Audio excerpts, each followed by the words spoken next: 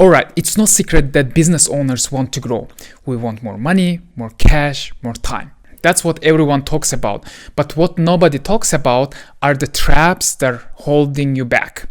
These traps are very sneaky because they look like a good advice. They feel like a smart thing to do, but they quietly ruin your momentum and slowly drain your time and kill your sales. You don't even realize that they exist until you don't look back and think, what am I doing that I'm not getting the results? I have made every one of these mistakes, and I have coached thousands of entrepreneurs who were stuck for months because of them. And the worst part is the most of the people don't even know about it. But today I am going to reveal them all for you. In this video, I will walk you through 8 traps that are silently killing your sales so you can know about them and you can prevent them and make your business grow. So if you're trying to grow your business, get more sales, get more appointments, and finally scale your business, then pay attention and keep watching. My name is Sabir. I am a TEDx speaker, agency owner, and I've coached over 1,000 entrepreneurs. Feel free to subscribe to my channel not to miss the videos about sales in the future that can literally change your business. If your outreach looks like a checklist,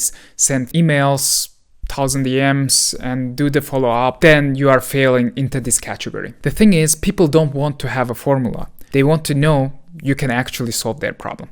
And it's so obvious that people always feel like you are treating them like a number. I used to treat LinkedIn like a checklist, sending messages, following up with people, and keep consistency, but the results were not amazing. Actually, I was getting such bad results that I always was thinking, what's actually wrong with this strategy? Then I made one small shift. I treated every message like an opportunity, not like a pressure, but just like a curiosity. If they didn't answer, I found a different way to talk to them. Instead of pitching right away, I started thinking about how can I make the relationship? How can I build the relationship with that person? So the part with the curiosity made a major shift. Because once you're curiosity, you can never come across like a salesy, pushy, and awkward person. And the difference, people started to respond. They smiled, they relaxed, they wanted to talk to me. And it felt no longer like a work, but rather like something enjoyable that I make every day. When I put a bit effort and was really curious about the people, I saw amazing results after that. And suddenly everything changed and you find sales more enjoyable than ever before. So this is what I call treat outreach like a conversation, not like a task. Trap number 2. You follow up like a salesperson, but not like a partner. You probably heard about statistic that if you follow up 5 times, you can sell your product. But the thing is here, if you are following up because of just for yourself, because you want to sell your product, then unfortunately this statistic needs to be a different way. The thing is, those who are making effective follow-ups, where they care about the person, where they give the additional value for them, the conversation becomes completely different. The prospects, they are more likely to answer. The prospects more likely to book a call and have a conversation with you. Sometimes I can send them something interesting regarding to their industry. I can send them a Loom video that explains and solves specific problem in their business. Imagine if someone would do that for you. I don't follow up just to remind them that I'm existing, but rather I'm following up because I remind them that I can help them. The thing is, what happens usually, once you just following up with the people, you probably got messages like message after message following up with you. At the end, your profile, your email will very likely be blocked because nobody likes someone who is chasing, but everyone wants to have a conversation with someone who cares about them. Trap number 3, you build authority instead of building relationships. This one is tricky, especially in the expert world. We are told that we need to show our expertise, prove that we know what we are doing. Share wins, give tips, post testimonials, and it's totally fine. But sometimes it puts you in the situation where it disconnects you from the people. You start sounding like a teacher, not like a partner. The same in your relationships. If you treat a person in the relationship the same way, they will feel the same. You start coaching instead of connecting with the person. And when people feel that you are talking at them, not to them, they get disconnected. I remember one founder who I coached who was posting about his awards, testimonials, prizes, but still he was not getting any leads. People were not interested to have a conversation. You know why? Because people like someone who is having the authority, because people follow the authority, but they also buy from someone who they like.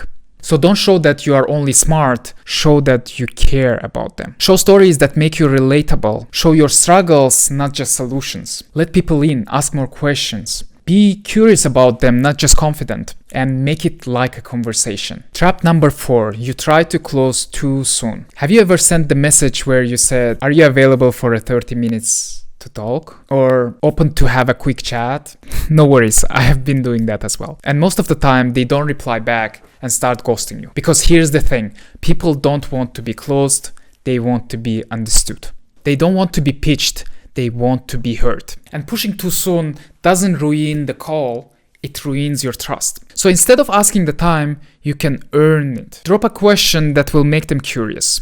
Give them something valuable that will motivate them to talk to you more. Make them say, "Oh, this person gets me." They will book the call with you, and because they feel that you will be able to help. Trap number 5, you build the scale before you have a clarity. Automation sounds really good. CRMs, templates, SOPs. But if you don't know what is working well yet, you are scaling just the noise. I worked with a client who did the full automation with the LinkedIn emails and with all channels, which looked very impressive from outside. But when we looked a little bit closer, we saw that messages ruined the whole strategy. So lots of founders I see, they are focused on automation first instead of focusing on the messaging, on the positioning, on the offer first. They are trying to invest a lot of money in something that they never tested manually that works great. So we shut it all down, we went manually, we started testing different messagings until we found something that worked amazingly. And imagine now, we started building the automation, which started converting way better than before. So it's like finding the product market fit for your messaging for your product. So first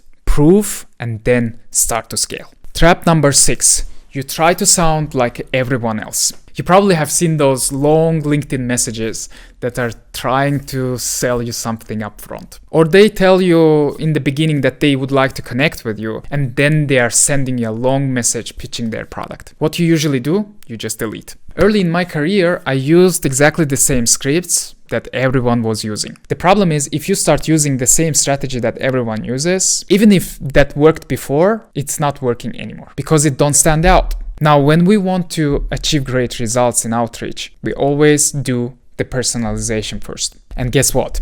People start to reply. They have more motivation to talk to us because humans always buy from humans. If people feel cared, they start to care. If people see that you put some effort, they will appreciate that. Trap number 7, you wait instead of creating it. Posting every day, liking other posts, and still no inbound leads. Why? Because you are waiting to be chosen. But in sales, if you especially want to scale, waiting is the worst strategy. It doesn't mean that if you reach out to people, it means you are spamming them. It means solving their specific problem that's only for them, that's holding them back. So that's why don't wait. Be proactive and reach out to people. Put the effort, create a message, create information that will solve their problem. Go and speak to them. Trap number 8, you make it about you, not about them. This is the silent killer, the one that most people miss. Even if your product amazing, your story is inspiring, your method is proven, but it's all about you, not about them. People don't buy story, they buy the version of themselves